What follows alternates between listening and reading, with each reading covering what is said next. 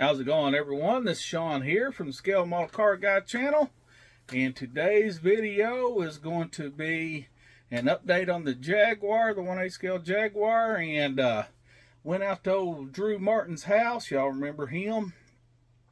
Went out to his house, and me and George Woods and Mark, we just had a little get together, little model clubs, little meeting or whatever, you know.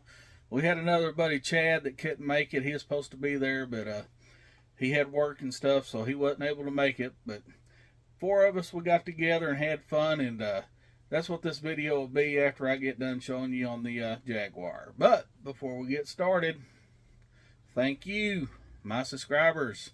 If it wasn't for you, this little redneck from Arkansas would not have a channel at all. Why would I be here if it wasn't for you? Like, share, and subscribe. Thumbs up, thumbs down, whatever makes your world go around, guys.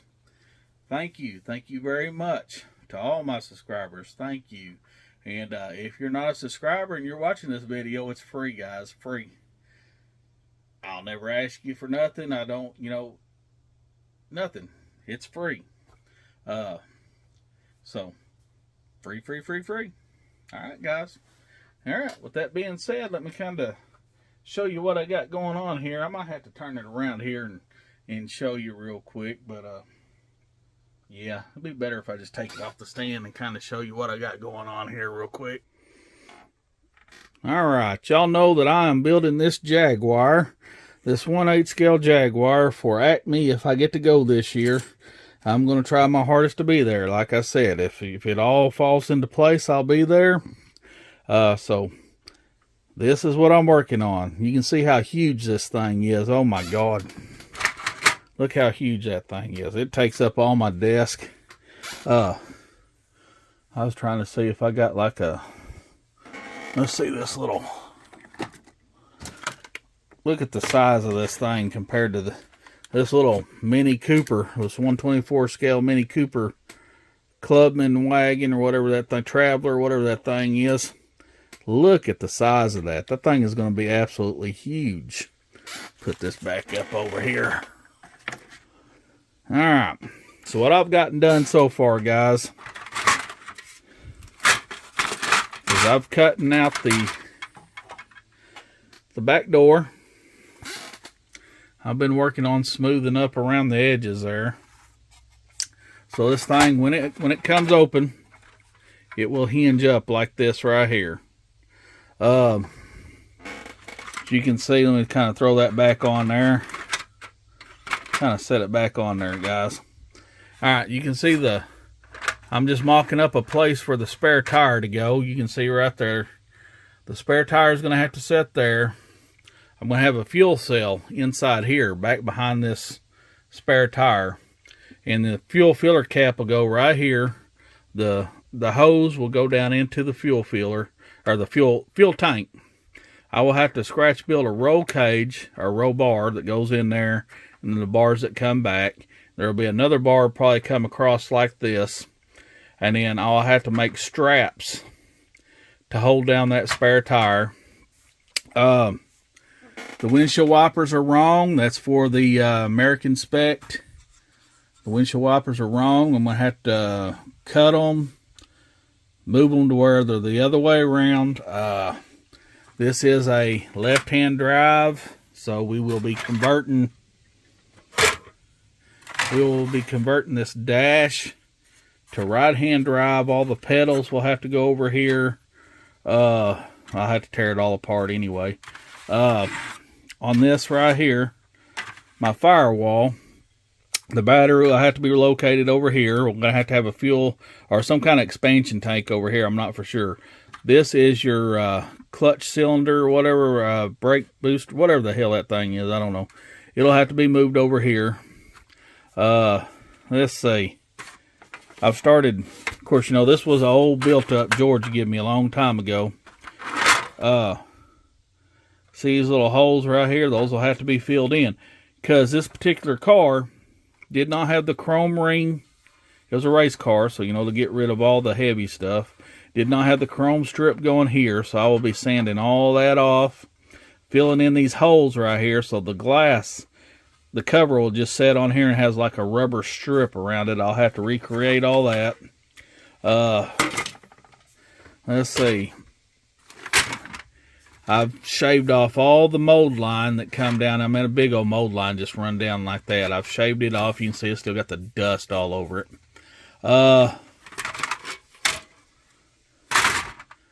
This right here is going to have to go.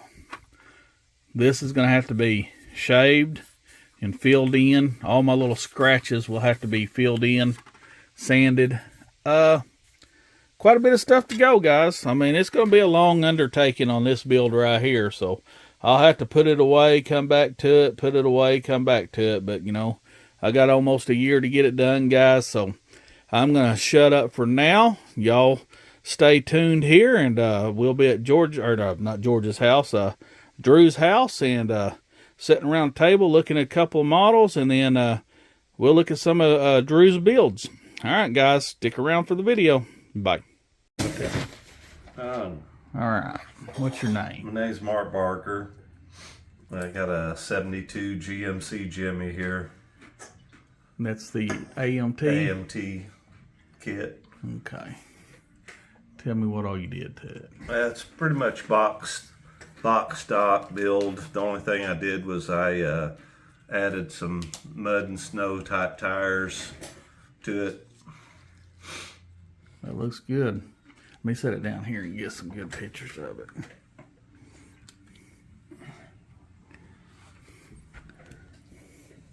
I like the wheels on it. You said you used Molotov chrome around the windows? Around the windows and the side trim. Side trim. Tried to do the wood grain look. Well, you did a pretty good job, I think. Get the front end of that grill there. That grill's sweet. George, you say you built that when 1971? 1971, something like that, yeah. That's the year I was born. That's the year he was had. 52 years ago. That's a good looking build. Thank you.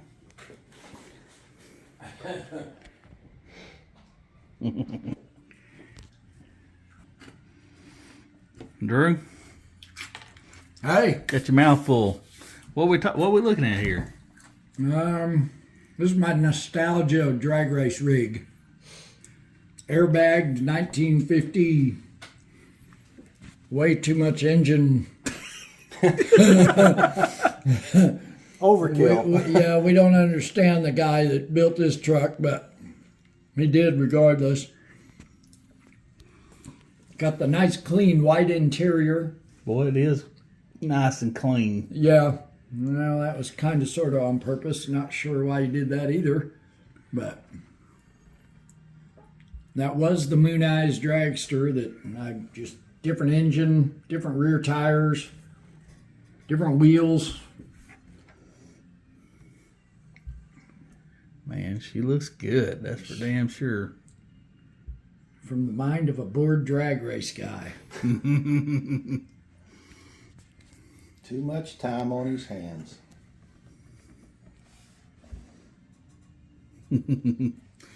Oh, that's well consumed time right there. Fabulous weathering. I love it. Oh yeah, that weathering is just out of this world, man. That thing is took down to the bare metals, what it looks like, in spots. That's freaking amazing. That was all done with a rattle can. All done with the rattle can. 2 different colors of blue. One of them was kind of a silvery blue. There is no silver paint in here. It's that silvery blue. And a little bit of salt technique, you know. Dang. And then a fair amount of Rustall is kind of my go-to for rust and stuff. I like the Rustall stuff. Great job. Great patina. My God. You care to take your dragster off there and let me look inside that truck? Let's look. Check this out, guys. Look at all that. That is sweet. Here, I'll flip it for you. Okay. Oh man, It'll give you a headache looking at that. that is very, very nice. Dang, Drew, that is sweet. Very nice. All right, brother, I got it. We're not sure if that rear suspension would actually really work. You know, I'm not really sure if it would work or not. It's a model. Everything works. Yeah, on a well, model. you know, we may leave one rear axle at the house, you know.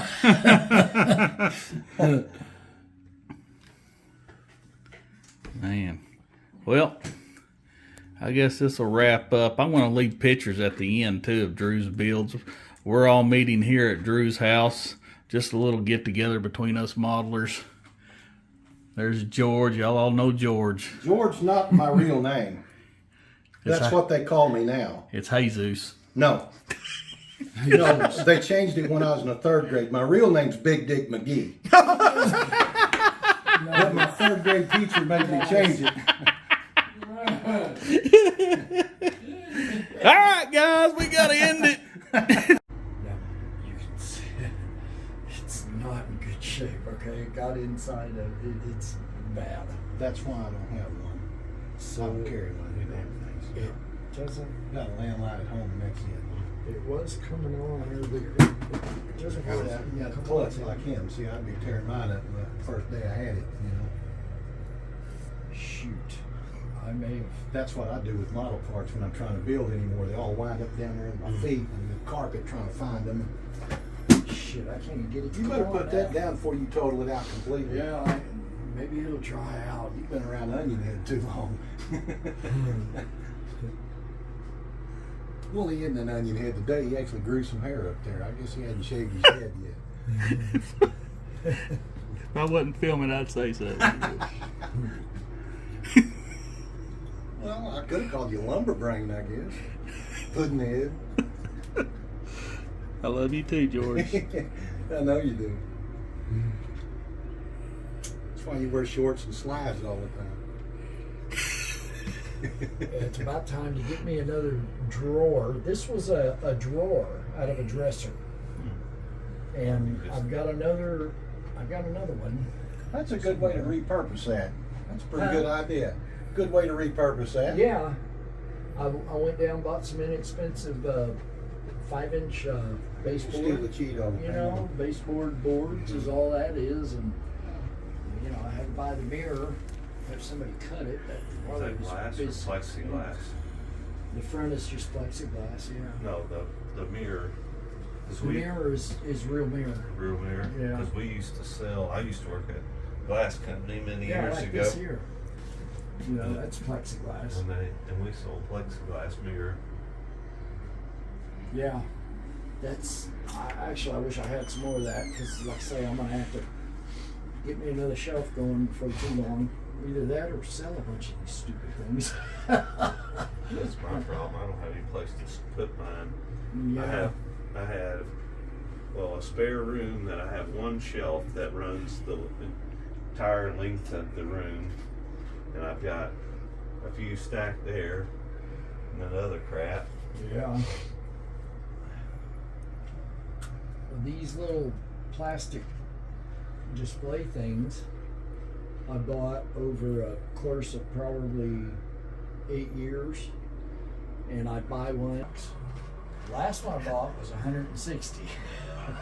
You know, it's like, God dang it, and they're all about the same size, you know, so they've actually gotten kind of pricey. I can build something like this, $50, you know, which is not bad when you consider the little cases are over $10 a piece. Little plastic Walmart things. was selling those ones for $6.95 or $6.99, Yeah. but And they're okay, but they're plastic, and in 5 years, the dust and everything, they're not going to be clear, and you know.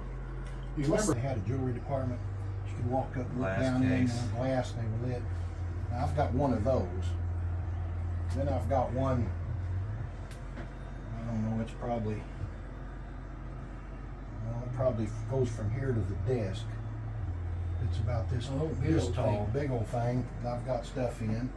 And I got a stand-up job. I worked for Powell. And they did away with it, and they were going to throw that away. And I said, wait a minute, I'll take that. He said, get it out of here. So I took it on, so I got that. They're all full. And I've still got stuff sitting around out in the dust and in boxes. With the big case that's in the living room was a CD. It wasn't a CD case, but it was a case that held some kind of beta video disc or some kind of small discs.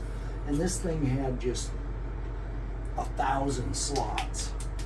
And again, I repurposed it. I flipped it on its edge. I knocked out all them divider doodads that held all these discs, and had Chuck make me some vinyl decals that I placed over the shelf because they had all these data slots in them. And the only expense was the plexiglass. I think the plexiglass cost me $100 for the front of it. But you know, the way I look at it, it's $10 a case to put every car in a case. It'd be $10 a piece. Yeah. So if you got 20 cars in a case, that's $200. So if I built a case for 100, You saved $100. yeah, you know what I mean? Yeah.